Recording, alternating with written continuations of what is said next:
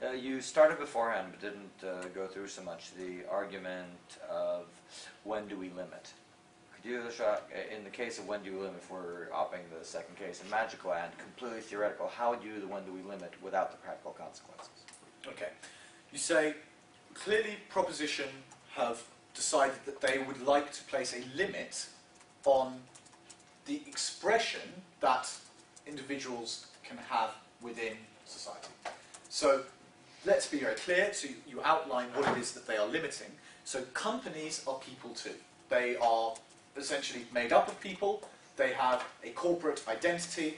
And when they produce something, we understand it normally as their right to freely express that they have done that thing and that what they have done is good.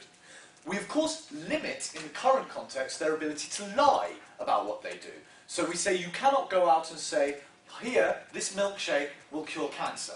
We limit that, and the reason we do that is because the harm from that people will buy that and then die of cancer, or that they will buy this car and then its doors will fall off.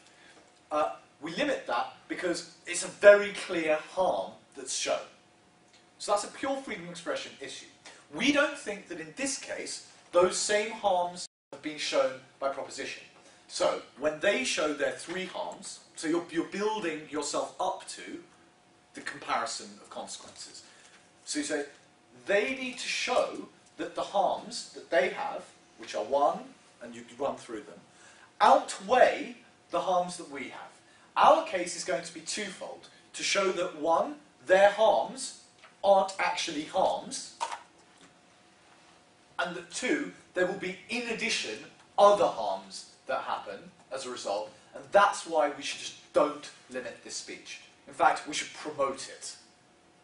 So you're both saying don't ban it, because you're showing their harms don't exist as they say it, and then if you want to show other negative consequences, those would be reasons for saying, let's promote advertising. It's so good, in fact, because it makes us all want to become capitalist pigs. And that's a brilliant thing. That might be your case. But what is the value of, again, like, we don't limit because that's bad, but what is the good about freedom of expression? Okay, free exchange of ideas. Sorry, this is like really standard. I don't think that you would go into that in your 7 minutes, because this isn't that. Given the freedom of expression is good, we just want to say where is their value.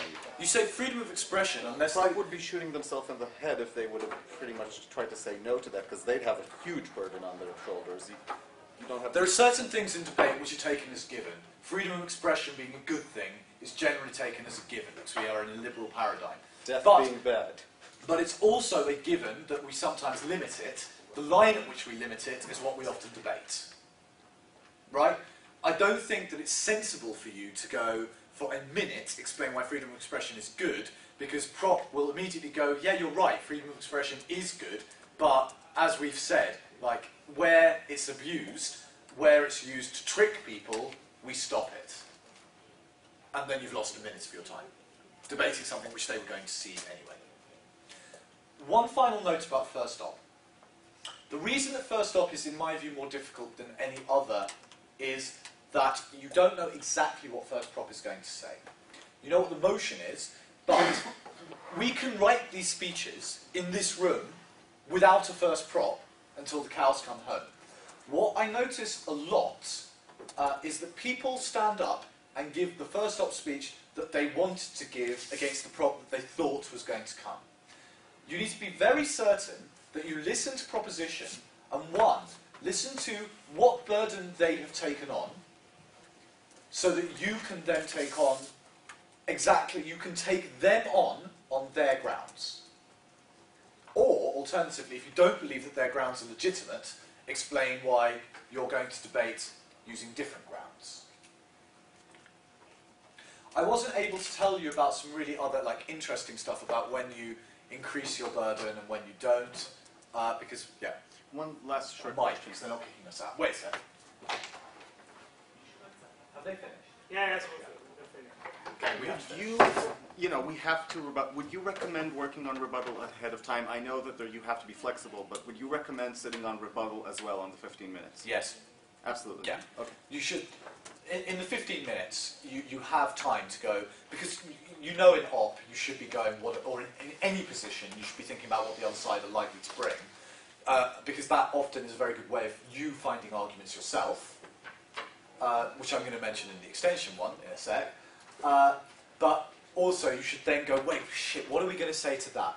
The reason you want to do that is that any rebuttal that you give of a point should stand within your case.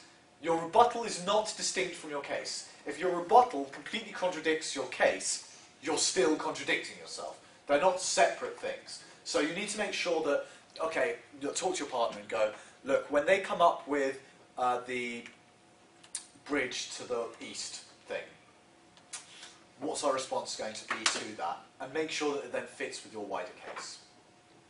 Any outstanding